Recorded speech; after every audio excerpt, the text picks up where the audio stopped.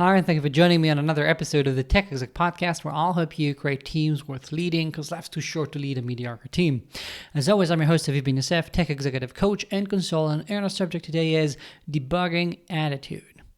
One thing that is becoming more and more common is that I hear a lot of tech executives lamenting the fact that their team seems to have all sorts of attitude issues, as in, oh, they don't have a sense of urgency, oh, they just don't seem to have enough accountability, whatever. And of course, we cannot tackle all that completely within, a 7-minute episode, but I want to give you the basics that I use with my clients to debug this and at least start making progress in the right direction. The number one thing that you have to do, what we start with, is realizing that if this is a problem that you see across your organization, there's something in common here, and that is you. You have enabled this somehow. I don't know if it's because you hired those people, you gave them if, for example, with accountability, maybe you gave them enough of a cuddling and safety net that they were they learned over time that they don't have to be accountable because you're going to be there for them. I don't know what it is. That's like something that you have to do during the debugging, but you have to start realizing that this has got something to do with you. This is not just, oh, they are wrong, I need to fix something with them. You are, all of you together, you are one big organism, your organization, and you have to counteract whatever you're doing by default or whatever circumstances you had in the past, and start changing that up as well. You have to realize what your role is in this, and not just the fact that you want to improve it and hope that's going to be enough. Number two is, when we have these issues, we have to assess whether this is genuinely an attitude issue or a skill issue. Because sometimes you feel like, they just don't care, or they're not doing enough, whatever.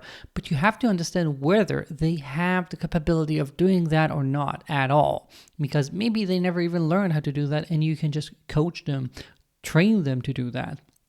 That's an entirely different thing from an attitude issue.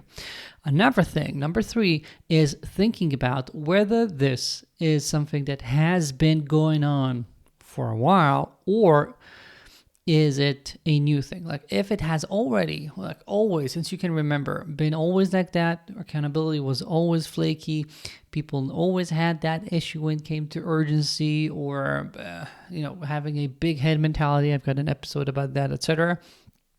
If you feel like, yes, that's something that we've always had issues with, then that's one thing. However, if instead you're thinking about it and you're saying, oh, I actually think that things have really started to be like this only the past 3 months, or it has gotten much worse, then you have a different set of debugging to do here, because you have to realize that the team at its core has the ability to do exactly what you want, but something has changed.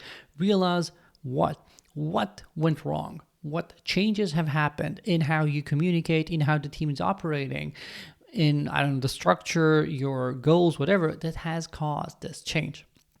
This is a very important hint that you can get if you can sense that this is not, it's always been like that, I want to change it, but it has been better, and for some reason now we're here.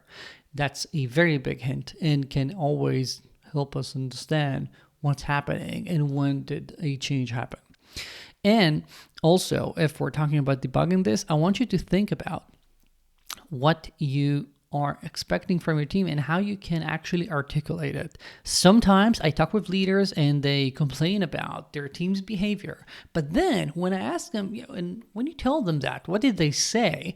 They have nothing to tell me, because they have all of these complaints or worries or feedback all in their head, yet they never actually expressed what they expect to happen. It's like they expect people to magically understand exactly what's expected of them. That's not how things work, unfortunately.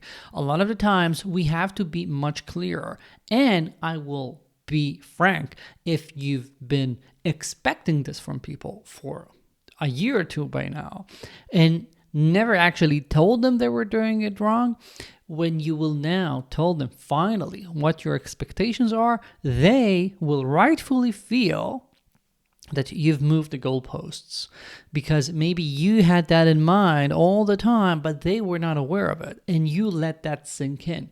You let it become the regular daily behavior over time. This relates to the first point here, right? What your role here is in this. So you have to tell them what your expectations are, but you also have to realize that you've let things go on for too long. Like if you've been letting your kid sit in front of the screen for 5 hours a day for 4 years in a row, you bet it that if you're trying to now cut it, get it to a sane amount of time, limit the apps, whatever, it's gonna be tough, right? They're gonna be saying, hey, what gives? Like I've been eating 5 Oreos as a breakfast every day for the past couple of years. What do you mean I cannot do it anymore? I'm not saying you don't need to do it. If you know that that's the right thing, if you know that's the sort of organization you want, that's fine. But you do have to get into it, understanding what's going to happen, understanding their thinking, and knowing that you're going to have to put in an effort to help them through this transition. Understand that this transition might take longer, as opposed to when we just hire people. Even before hiring them, we tell them what our expectations are. When we onboard them, we give them feedback to ensure that they are aligned with what we want. That makes everything so much easier. But you already have this existing precondition that has been like this for God knows how long time. You now need to start slowly unraveling it. Start slowly undoing what you've been doing. It will take time, but it is possible. I've seen it happen. And one last point for this episode is that whenever you're debugging your team's culture, sometimes you might not even understand what's happening wrong, and people might not, because it's like you're all inside, so you're not getting enough visibility about how you're operating, about how things might be different. You know that something is wrong, but you find it hard to articulate exactly what your expectations are or what can be changed. That's very common. I have a video on this, a YouTube video about what happens when you're inside the jar and you can read the label from inside. I'll link to it in the show notes. And if you need extra help, reach out to me. My email's in the show notes, and I'll be happy to try and help you debug this. This is actually one of the reasons I made up this work that I do, because I really enjoy doing these things. So if I can help you with that, I'll be happy to. And your takeaway should be, other than the list of things you can start doing right now to think about the debugging and start understanding what plan you need to fix things and create a team with an attitude that you actually enjoy being with, I want you to keep in mind that this is your work. This is not a hassle. This is not a burden. This is actually the leadership work that you ought to do. Yes, ultimately, you want to be in a situation where you don't have to actively work on this all the time, because you already have a healthy enough of a culture. But if you've gotten into this position, getting out of it, that's exactly your role. That's exactly what you're supposed to do. You are supposed to avoid getting into it, but, spilled milk, right? There's no reason to get into that right now. Might be a good topic for a couple of coaching sessions, if you ask me, but whatever it is right now, let's focus on getting out of whatever hole you're in and getting things to be doing better. Stop firefighting and start actually leading. That's it for this episode. As always, thank you for joining me. If you have any questions or comments, my email's in the show notes again. If you haven't yet, do check out my newsletter. It's the best newsletter online for tech execs.